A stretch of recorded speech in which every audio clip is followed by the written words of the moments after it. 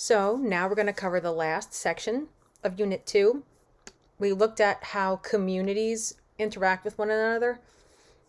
In this chapter, we're going to look at how those communities interact with the ecosystem as a whole, with the non-living parts of it. So this is actually a pretty important chapter. So this is what we're going to look at. Environmental systems, how living and non-living systems interact in terms of ecosystems. We're going to talk a little bit about ecological modeling, but not a whole lot. We're going to revisit ecosystem services, and we're going to talk about biogeochemical cycles, which are a key thing for this course. And we're also going to talk about how we are impacting these biogeochemical cycles.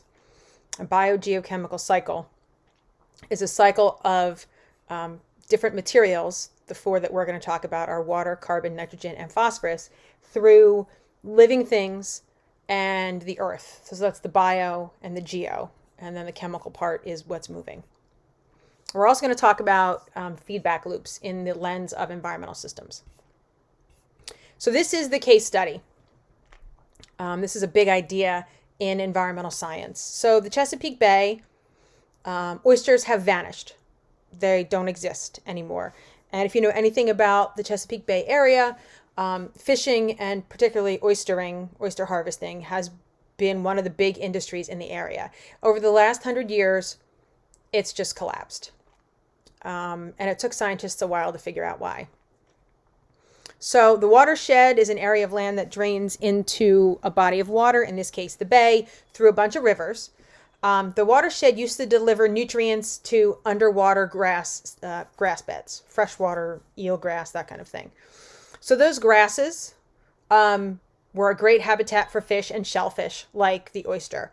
And the oysters did a really great job, because oysters are like the mussels that we talked about in the last chapter. They're benthic, bottom dwelling, and sessile. They don't move.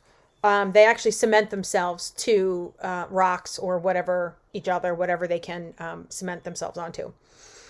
So the oysters did a really good job of filter feeding. Okay. They would filter the nutrients out of the water that would wash in from the watershed, and they would eat the phytoplankton. But around 2010, the oyster populations were down to about 1% of their levels before they started harvesting commercially. And we're going to talk about overfishing and overharvesting when we get in the ocean world, when we get to chapter 16. But it happens not only with fish, but it also happens with shellfish too. So one thing that has gotten into Chesapeake Bay, there's actually two nutrients that have gotten into the bay: nitrogen and phosphorus. Okay, both are key components in fertilizers. They are a main component of animal manure. And a huge part of fossil fuel combustion. When you burn, we'll take them in reverse order. When you burn fossil fuels, one of the big things that goes into the air is nitrogen. That falls out of the air in like a dry precipitation rather than water, but it could also combine in the clouds and fall into the bay itself. That's going to increase nitrogen in the water. Animal manure, poop, the shores of Chesapeake Bay, particularly the eastern shore of Maryland by Delaware, is huge for chicken farms. So when I first started teaching this class, I read up a lot about where the nitrogen was coming from in terms of surface runoff, which we're going to talk about in a few minutes. And it comes from the chicken farms. So they don't do a good job of controlling their manure. So it winds up when it rains, it runs into creeks and streams and rivers, and then eventually into the bay. And you have all of these rivers dumping into Chesapeake Bay. And also, you'll see where the Chesapeake Bay watershed is in a couple slides. It goes way into upstate New York. So that's a huge area of land that runs into Chesapeake Bay. So that's where the animal manure comes from. And fertilizing, farmers all in that area, and if they have crops, they're going to fertilize them so they can grow. Again, they don't fertilize accurately and appropriately, so they over-fertilize, so it winds up running into the creeks, the streams, the rivers, and into the bay. So all of that together, okay, combined with no oysters, led to too many plankton, phytoplankton, the photosynthetic plankton. And we're going to talk about how that led to something called hypoxia. Okay, so hypoxia is a lack of oxygen. We're going to talk about how that happened. It's a similar story to what we saw with the zebra mussels in the last chapter, but we have different players.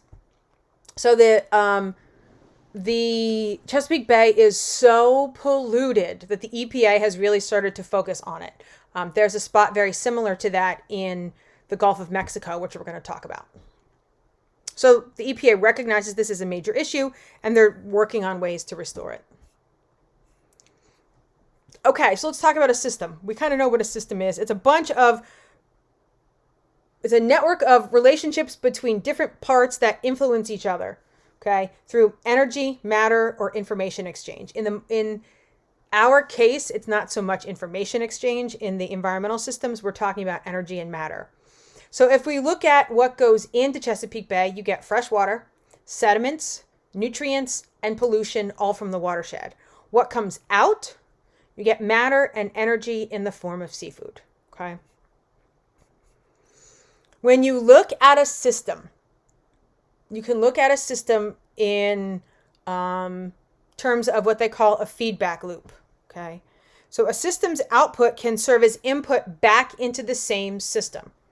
So that's called the feedback loop, okay?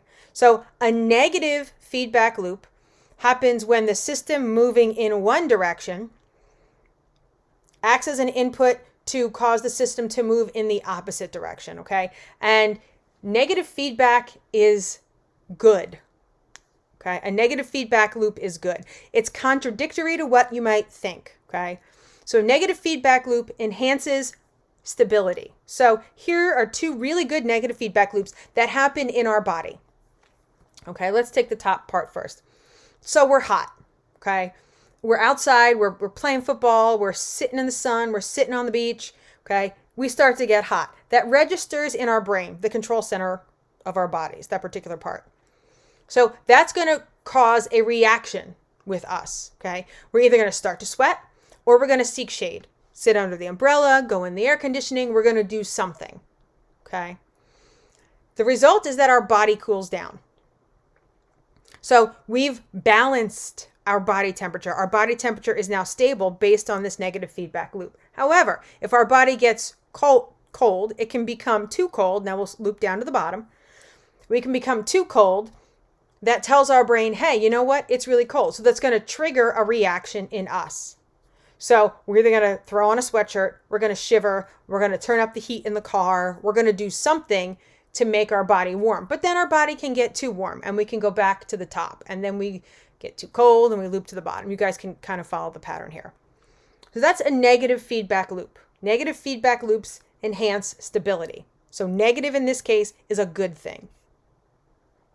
A positive feedback loop happens when you have more output that leads to more input, which leads to more output, which leads to more input. So in my mind, a positive feedback loop is kind of like a snowball rolling down a hill. If you've ever watched like Bugs Bunny or Tom and Jerry cartoons, you know, the protagonist is at the top, right? Or the antagonist, one of the two. Sometimes it's the antagonist, you know, Yosemite Sam or Daffy Duck or somebody's at the top of the hill and he flicks this little tiny pebble and it becomes this crazy snowball, right? So as that pebble starts to roll down the hill, it picks up more and more snow. So it gets bigger and bigger and bigger. And the bigger it gets, the more snow it picks up. That's a positive feedback loop that you see in cartoons. This is the feedback loop that's here, is a real feedback loop that's happening in the world right now. And it's causing climate scientists a huge, huge amount of concern, okay? If you look at melting glaciers and sea ice in the Arctic, all right, this picture, the first picture at the bottom, shows you that when air temperatures are cooler, okay, sunlight reflects off of white surfaces. And you guys know this from going outside in the snow, right? If you go skiing or snowboarding, or like on a day when it snows, you know, you're in your house, it's all dark, and then you go to walk outside and you get blinded by the reflection of the sun off the snow. That's albedo. Okay, albedo is a reflectivity of a surface. A mirror has 100% albedo. Every bit of light that hits that mirror bounces back.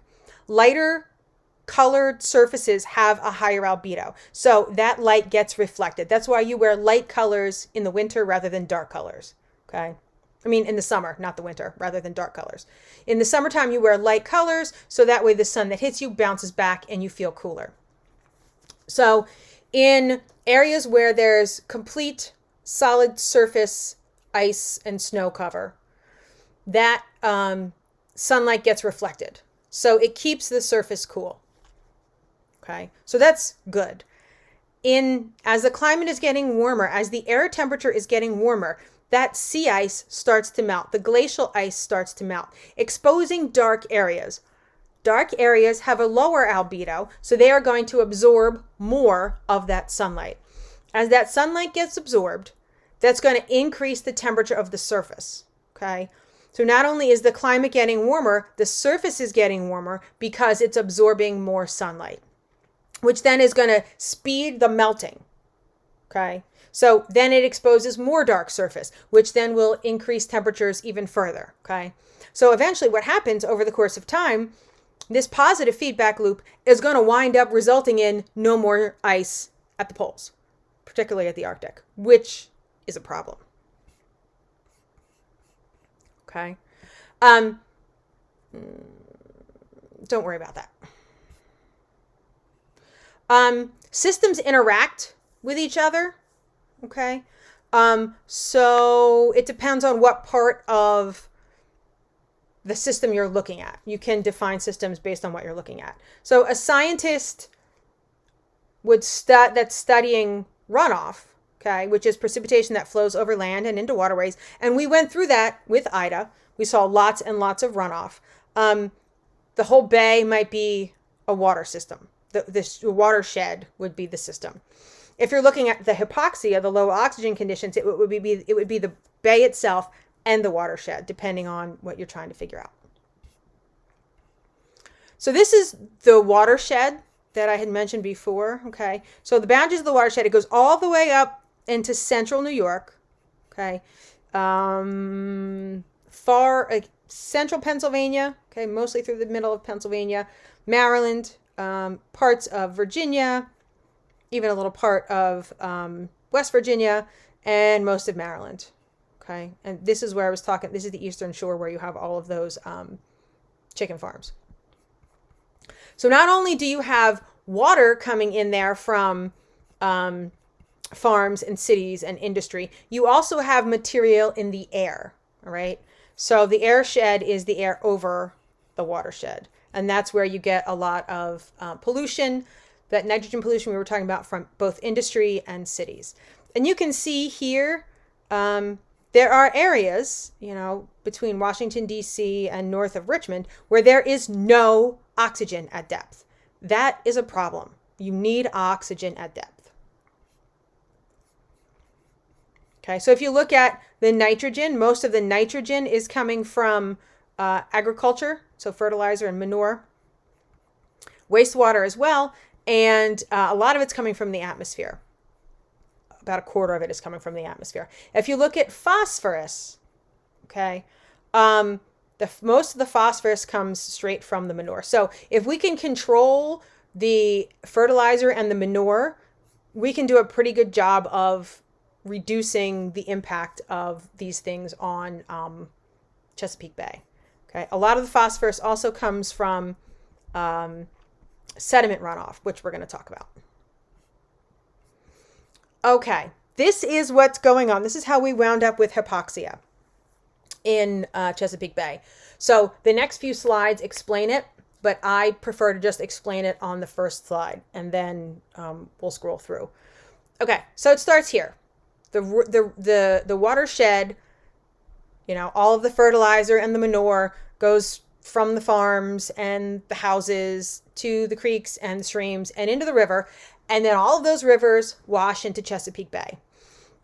That water that runs in is full of fertilizer, which is nitrogen and phosphorus.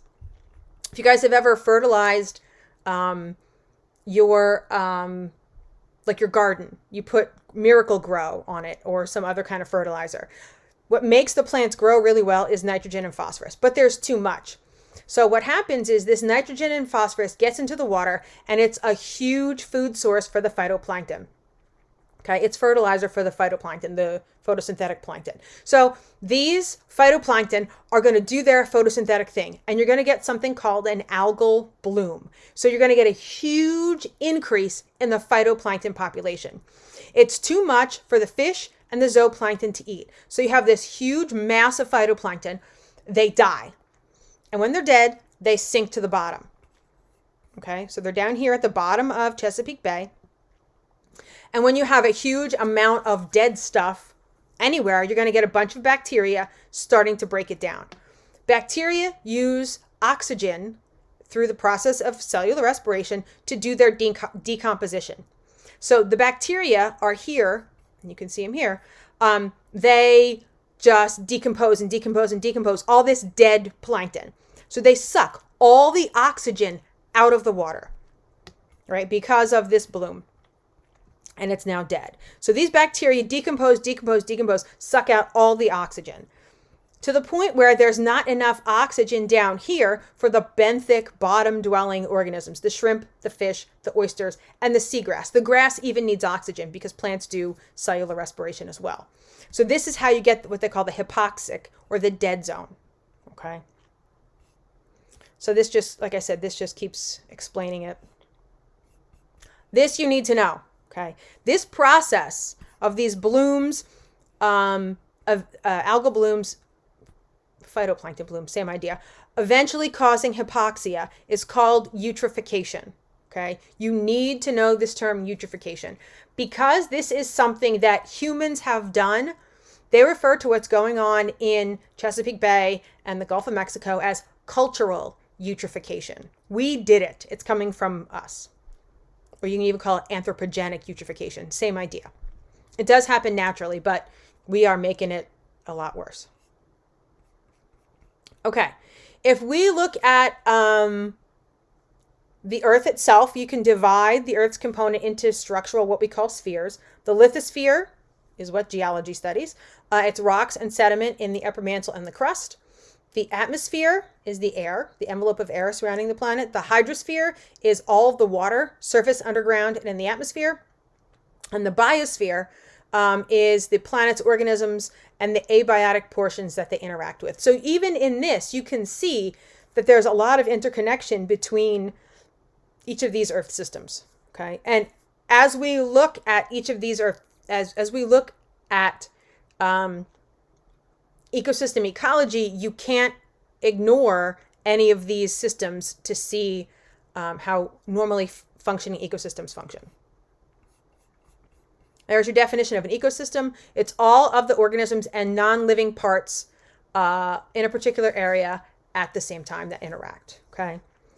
A community is just the living organisms. A population is a group of organisms of the same species.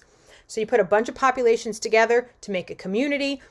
You look at how those communities interact with the non-living things, and you get a full ecosystem. So when we look at ecosystems, we can look at how energy flows and matter cycles through an ecosystem. The left-hand side shows the flow of energy. The right-hand side shows the cycling of matter. So if energy flows, it goes in one direction. Okay. The energy starts with the sun, and the sun provides energy to the producers. Okay, through photosynthesis. Then the producers provide energy to the grasshopper through consumption. Then the grasshopper provides energy to the rodent through consumption. And then the rodent provides energy to the hawk through consumption.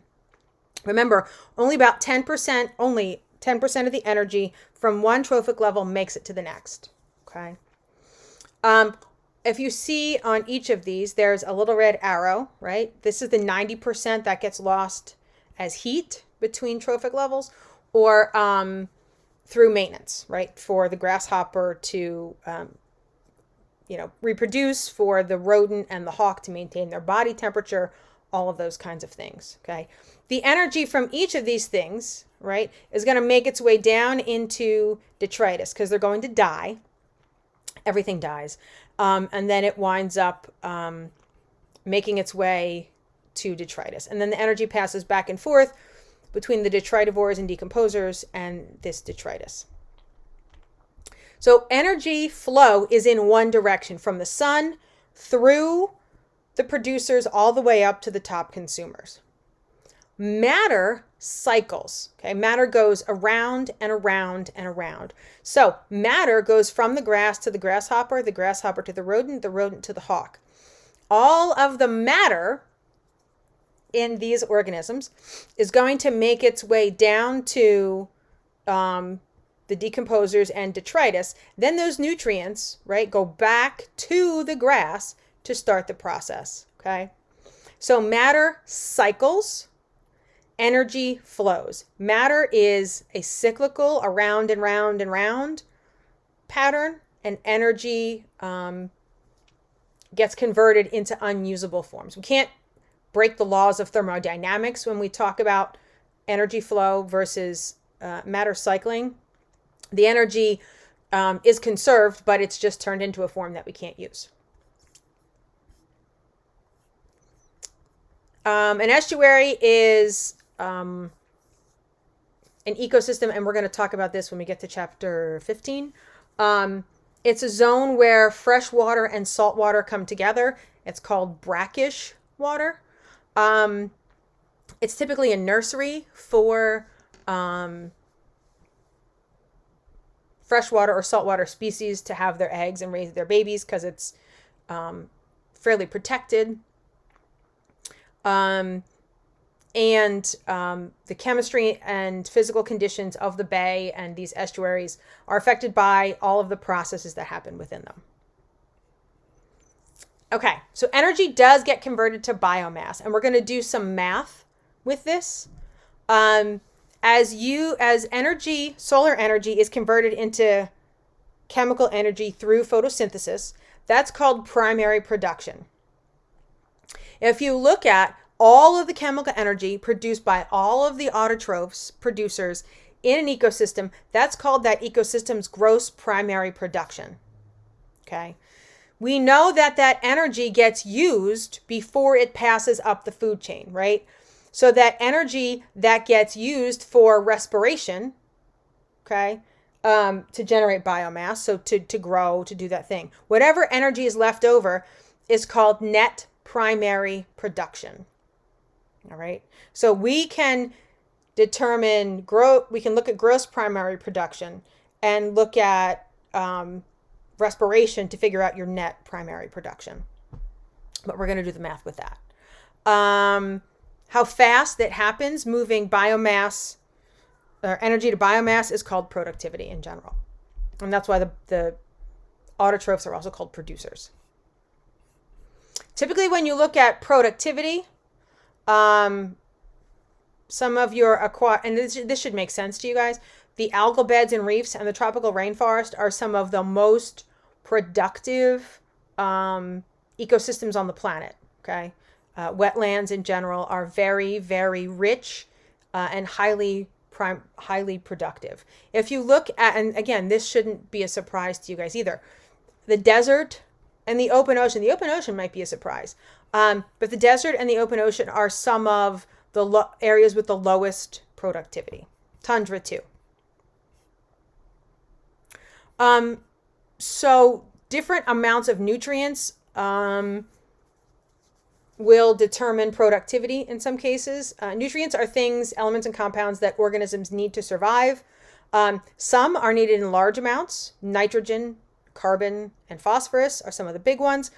Those are called macronutrients. Things that organisms need in smaller amounts, humans included, are called micronutrients. And there are some examples: zinc, copper, and iron.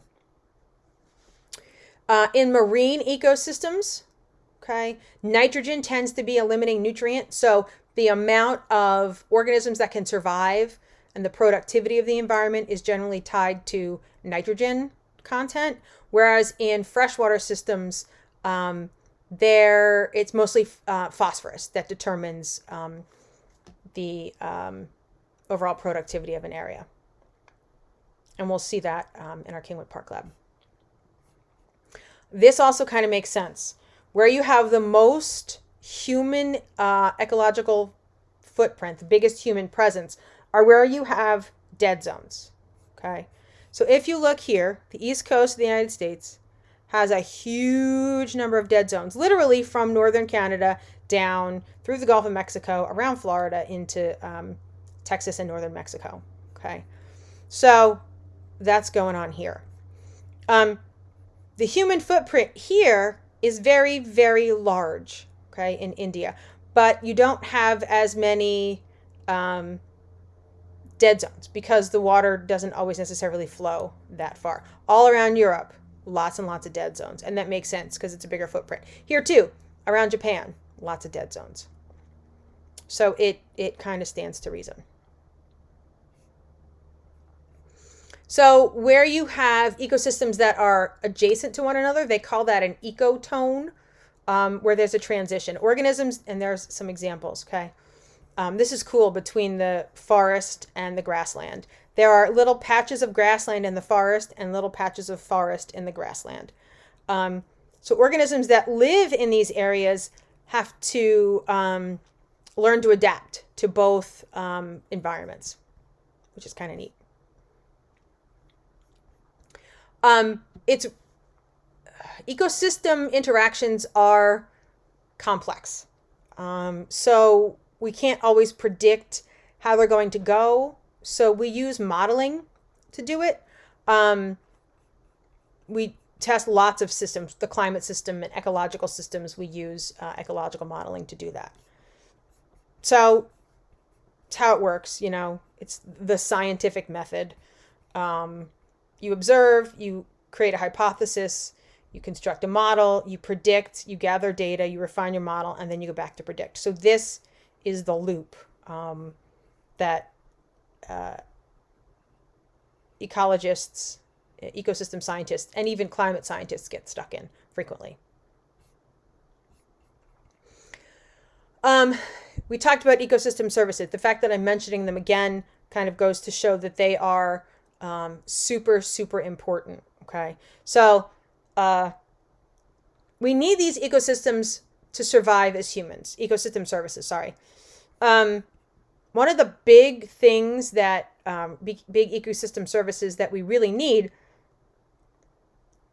is related to nutrient cycling, macronutrients and micronutrients. So these are the biogeochemical cycles. They're also known as nutrient cycles. And we talked at the beginning about why they're called biogeochemical cycles, because we're talking about the movement of chemicals, nutrients, through the living part of the earth and the non-living parts of the earth. The bio is the living and the geo is the non-living. Nutrients are going to move from one reservoir or a pool to another for varying amounts of time. The time that it takes where a nutrient is in a particular reservoir is called its residence time. So there's an example of some reservoirs. Us, cows, grass, and sedimentary rocks, and the atmosphere are all carbon reservoirs. Okay. So when a reservoir releases more than it accepts, we call it a source. When a reservoir accepts more than it releases, it's a sink. If it gives it off, it's a source. If it holds it, it's a sink. Okay, and this flux is how material moves between reservoirs. So if it moves from it's going to move from a source to a sink in large flux, and then it's going to move from a sink to a source in small flux. So let's talk about these cycles, and we're going to do an activity with these biogeochemical cycles. So we're talking about the water cycle, the hydrologic cycle. You guys probably talked about this in elementary school and middle school. Water is super important, okay? Our bodies are mostly made of water. You know, most living things are made of water. If we didn't have liquid water on the surface, life wouldn't be able to exist. Water is important because it carries nutrients, which is important. It carries sediment, which is also important, but can be an issue. And it also causes pollution, pollution, which is an issue. The water cycle is also important because it takes pollutants from the atmosphere and brings it down to the surface. It gets caught up in precipitation. The water cycle is also known as the hydrologic cycle. The oceans are the main reservoir for water. 97% of the water on the planet is in the ocean. So it's salty. So we can't drink it. So that's why it's really important to deal carefully and handle the fresh water that's on the earth carefully. So 3% is fresh water, but only 1% of all of the water on the earth is liquid. 2/3 of that, so 2 of that 3% is frozen. So we can't get at it. We can't drink it. So potable liquid water, potable means drinkable, liquid water is 1% of all the water on the planet. That's why it's a big deal. So if you look at these diagrams, okay, the red shows volumes, okay, and well, it all shows volumes. The numbers are volumes. The red shows flux. The red shows movement. And the black is your reservoir. Okay. So if you take a look at all these giant numbers, okay, most of the water, as I said, on the earth is in the oceans. So that's salty. If you look at fresh water, okay, we've got most of it frozen in ice caps, glaciers, and snowfields. There's a huge chunk in the ground. There's some in the soil, and there's some in the atmosphere. All right. So evaporation goes from liquid to gas, right? It goes up into the atmosphere. You have, as temperatures get warmer, the rate of evaporation goes up. You know that from like puddles at your house. Puddles at your house in the summertime after it rains, they disappear a lot faster than they might in the spring because the temperatures are warmer in the summer. Wind increases evaporation, and if it's very exposed, if it gets a lot of sunlight, you're going to increase evaporation. Transpiration, I call transpiration plant sweat. It's when plants release water vapor through their stomata. Okay, transpiration and evaporation both leave anything that's dissolved in that water behind. So that's why if you put a cup of salt water out and you let it evaporate, the salt's going to get left behind. Water comes back to the earth through precipitation. As the evaporation takes place, it winds up condensing in the atmosphere to fall as rain or snow. Sometimes that precipitation gets sucked up into plants or animals drink it, but a lot of it runs off, right? It flows over the surface like you can see here. And it can also do what they call infiltrate, where it percolates down into the groundwater, which we'll talk about. I just talked about it. There it is. And that groundwater recharges aquifers. If you guys have a well, and most of us do, you get our water from the ground. We'll talk about what aquifers are when we get to fresh water. The top part where the water is saturated, it's called the water table. And water can come out in springs like the one that's in Frenchtown. So we are messing up the water cycle. When we dam a river, and we're going to talk about that in Unit 6, we're changing the flow of water across the surface. We are increasing exposure, so we're increasing evaporation. We are removing vegetation at an alarming rate, whether it's clear cutting for mining, whether it's building, parking lots and housing developments and all that stuff. When you pull vegetation, runoff's going to increase because there's nothing to absorb it. So you're going to decrease infiltration, right? Because there's nothing there to catch the water. And then because you're cutting down plants, you're not getting as much transpiration. Because we're drilling more wells, we're pulling water out of the ground faster, which lowers the water table. And then air pollution can change the chemical nature of precipitation. And we will definitely talk more about that. The carbon cycle, okay? Another really important part to talk about. Carbon is found in all organic molecules. And this flashes back to the biochemistry unit that we talked about in biology. And the carbon cycle talks about how carbon moves through those living things in the environment and non-living things too. Okay. So again, the red is flux and the The black are the reservoirs. Okay, so you can look at the ocean in it's actually a carbon-oxygen cycle. So respiration takes place, it goes into the atmosphere. That carbon goes down into the producers, okay, eventually making it to the decomposers who break it down. Plants do respiration too, which puts carbon into the atmosphere. All right, so that's your aquatic carbon cycle. And that's a chunk of what we deal with. A lot of the carbon cycle is atmospheric, okay? So let's talk about anthropogenic, okay? First of all, what you need to see is the biggest reservoir of carbon is in sedimentary rock. By orders of magnitude, a huge amount of carbon is stored in sedimentary rock, okay? As you have these living things that die, okay, they fall to the bottom, mostly in the form of plankton. Phytoplankton and zooplankton are made of calcium carbonate. They sink down to the bottom of the ocean and they turn into sedimentary rock. There's a huge amount of carbon that's stored in that sedimentary rock. What we are doing, we are burning fossil fuels, okay? We know that fossil fuels are non-renewable because we burn them, we extract them and burn them faster than they regenerate into the ground, okay?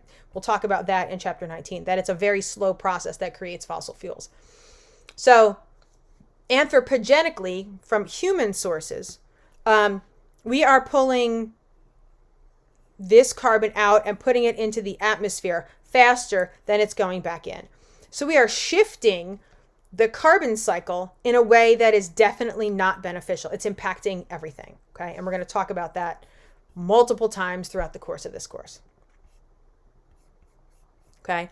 So this is photosynthesis, right? Producers pull it out. They turn it from carbon dioxide to glucose. We, autotrophs, consumers, and decomposers, eat those things and release some of it back as carbon dioxide, okay? Whatever carbon is left, we use to grow and develop.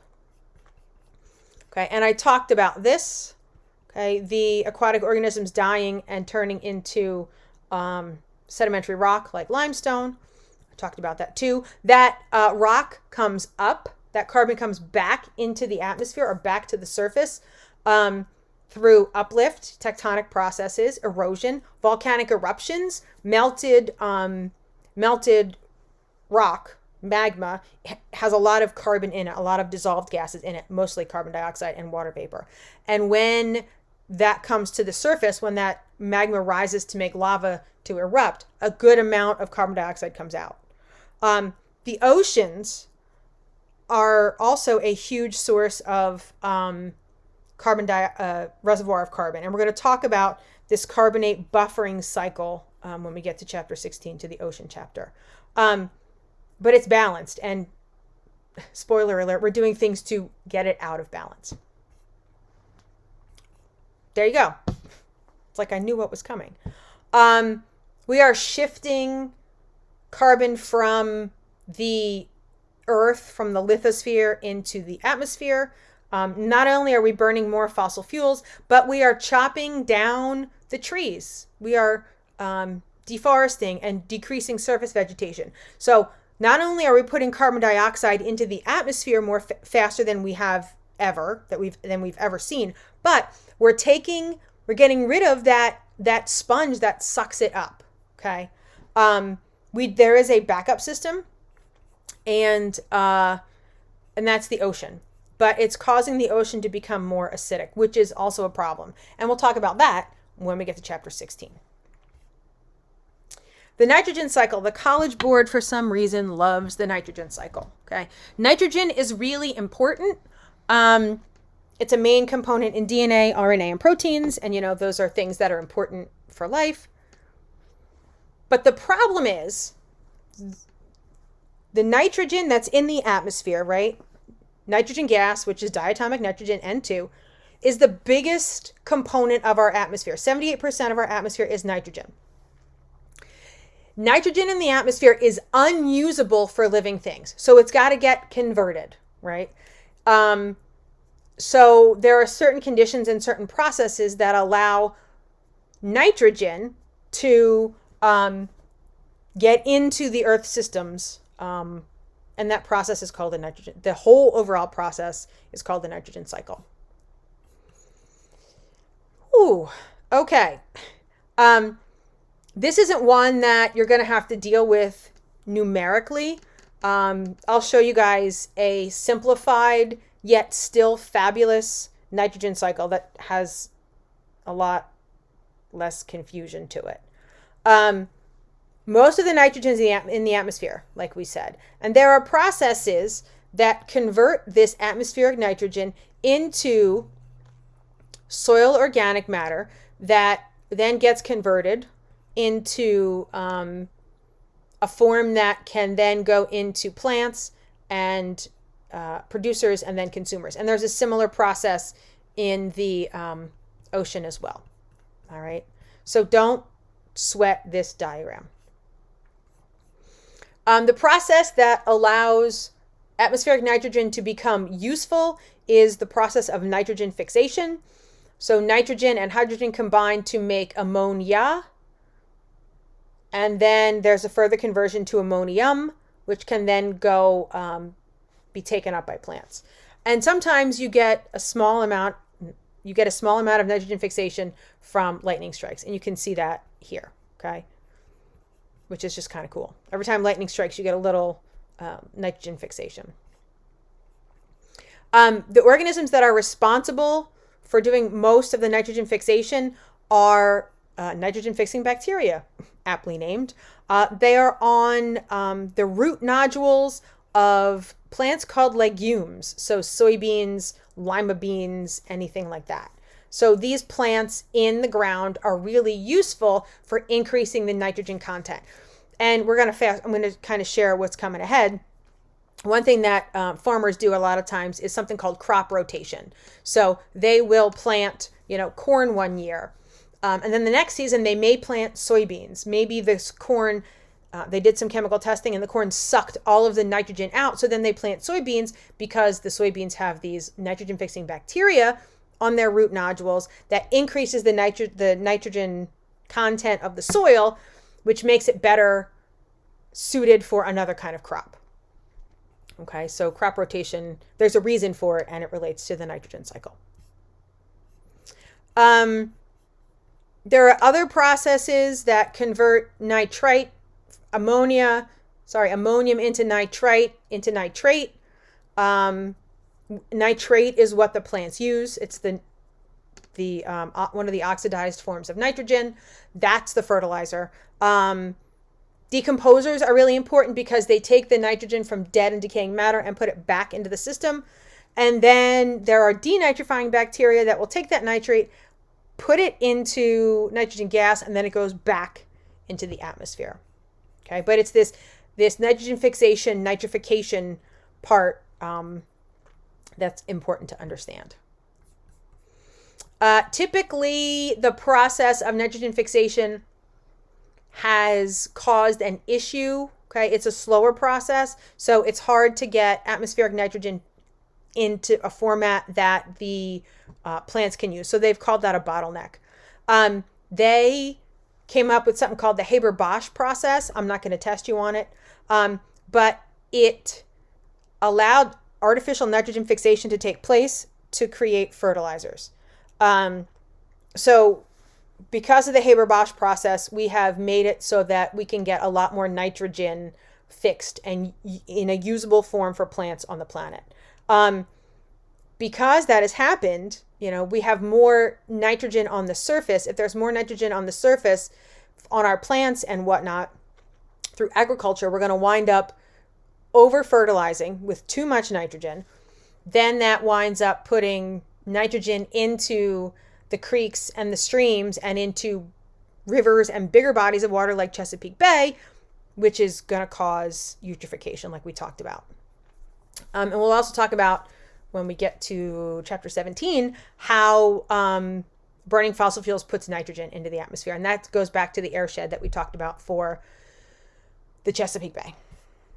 The last cycle that we're going to talk about is the phosphorus cycle.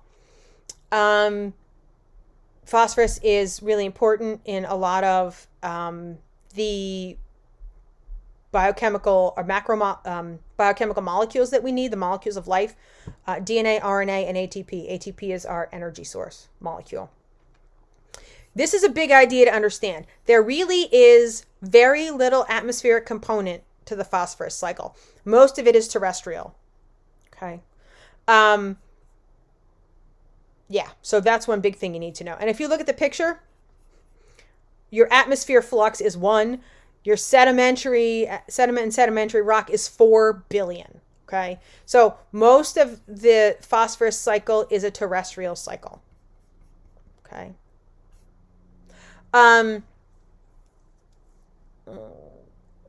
Yeah, that's what that's saying. One thing how we affect the phosphorus cycle, some of it is fertilizer, but most of the phosphorus that gets into surface water is from wastewater, like dishwater and detergent. Okay. If you look at detergents now, a lot of them are low phosphate because, companies have recognized that that's an issue that they can do something about. How can we reduce the risk of cultural eutrophication? How can we reduce nutrient pollution? Okay. Well, first thing you can do is reduce fertilizer application. All right. So one of the articles I read when I was, first teaching this, I looked at a study, a very crazy scientific article from like a scientific journal about how farmers over-fertilize. So when farmers typically fertilize fields, they fertilize periodically, whether their crops need it or not.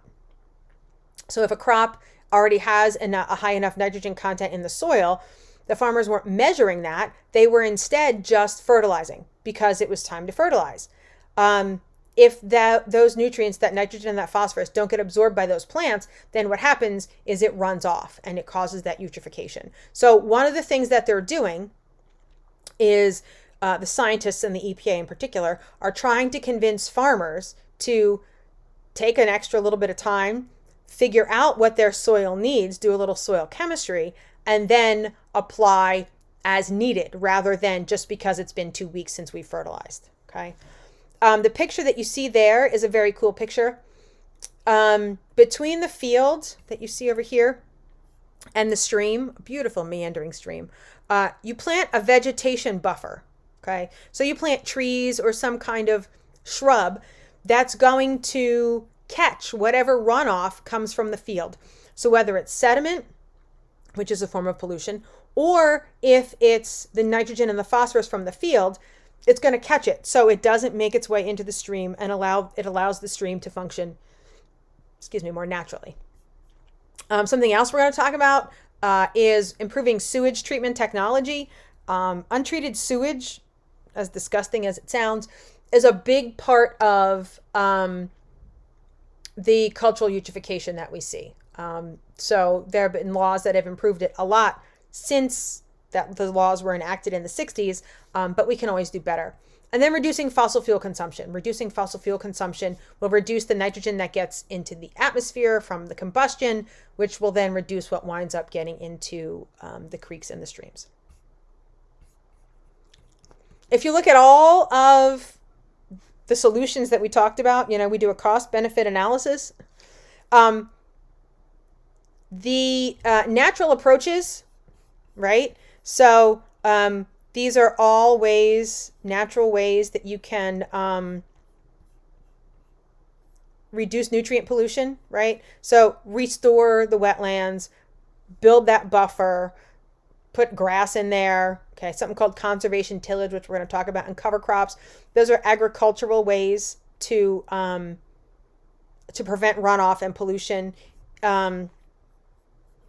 They're cheap, right? But if you deal with stormwater retrofits and stormwater management for new development, it's a lot more expensive. So you do a cost benefit analysis. In my mind, you do these things, right? And if you think about it, these are getting ecosystems closer to functioning normally rather than altering them even further towards the left, okay?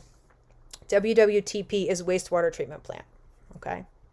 So that's ecosystem ecology.